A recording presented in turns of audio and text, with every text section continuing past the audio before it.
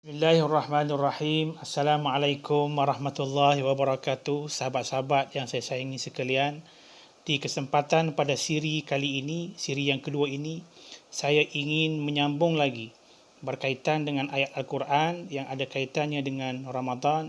Sebelum ni ayat 183 surah Al-Baqarah, tapi pada kali ini ialah surah Al-Baqarah juga ayat 184, sambungan daripada itu. A'udzu billahi minasyaitonir rajim. Ayyaman ma'dudat. Faman kana minkum maridan aw ala safarin fa'iddatun min ayyamin ukhar. Wa 'alal ladzina yutiqunahu fidyatun ta'amu miskin. Faman tatawwa'a khairan fahuwa khairul lah. Wa an tasumu khairul lakum in kuntum ta'lamun. Sadaqallahul azim. Ayat ini terlalu panjang untuk saya huraikan semuanya, tapi pada siri yang kedua ini saya akan ambil pangkal ayatnya sahaja, iaitu ayyaman ma'dudat. Ayyaman ma'dudat yang membawa maksud hari-hari yang dihitung ataupun hari-hari yang dikira, iaitu Allah memberikan kewajipan kepada hamba-Nya dengan ketetapan puasa sebanyak 29 ataupun 30 hari sahaja dalam bulan Ramadan. Itulah yang dimaksudkan ayyaman ma'dudat. Tetapi dalam ayat yang pendek ini sebenarnya dia mengandungi satu makna yang implisit, iaitu tidak hanya dengan Allah nak memberitahu kita bahawa jumlah hari yang kita kena puasa, tetapi juga nak menunjukkan bahawa kasih sayangnya Allah kepada hamba-Nya. Kenapa demikian?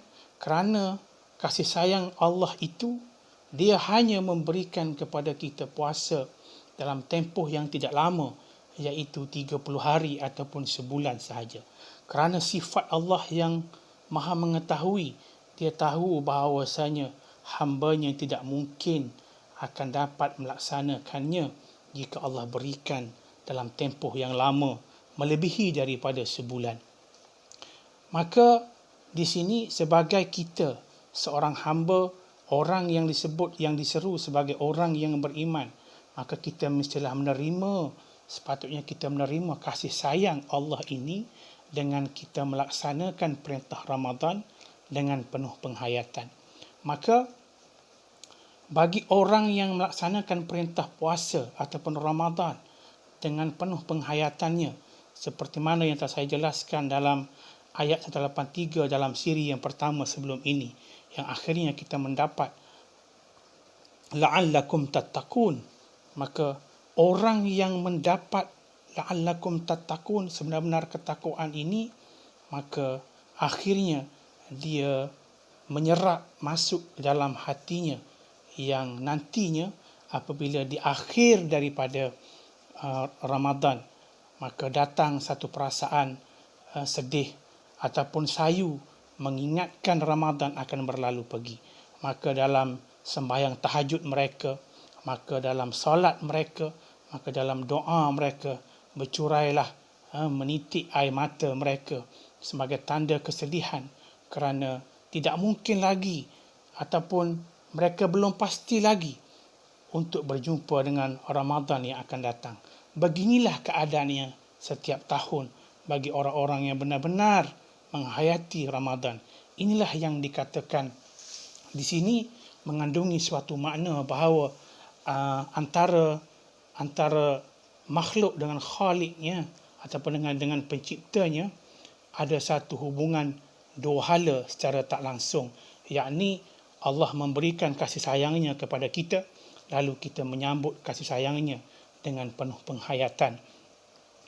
Betapa Allah sayang kepada kita di akhir Ramadan, di akhir bulan, di akhir kita berpuasa Ramadan. Kadang-kadang ada di kalangan kita mungkin yang belum sempurna dari segi penghayatannya, ataupun mungkin di kalangan kita yang telah merasa kemanisan berpuasa itu, mereka rasa mereka tak cukup untuk berpuasa, maka Allah memberikan satu peluang yang lain. Walaupun dah habisnya Ramadan, maka Allah akan membenarkan kita berpuasa 6 hari di bulan Syawal misalnya, kemudian Allah memberikan ruang kepada kita untuk kita berpuasa hari Isnin dan juga hari Khamis sebagai puasa sunat. Sebab itu ada hadis Nabi sallallahu alaihi wasallam yang diriwayatkan oleh Imam Muslim menyebut, man shama ramadana thumma atba'ahu min Syawal kana kasiyamid dahri. Barang siapa yang berpuasa dalam bulan Ramadan dan diikuti dengan 6 hari dalam bulan Syawal, seperti dia berpuasa selama setahun. Kemudian Allah juga menyebut bagi orang-orang yang menghayati Ramadan, yang ada hubungan kasih sayang antara dia dengan Allah tadi, maka Allah kata dalam melalui hadis Rasulullah sallallahu alaihi wasallam yang diriwayatkan oleh Imam Bukhari dan juga Muslim, man shama ramadana imanan wa ihtisaban ghufira lahu ma taqaddama min dhanbih. Barang siapa yang berpuasa sebulan dalam bulan Ramadan dengan penuh keimanan dan dengan penuh keinsafan ataupun dengan penuh perhitungannya, maka Allah akan ampunkan dosa-dosanya yang telah lalu.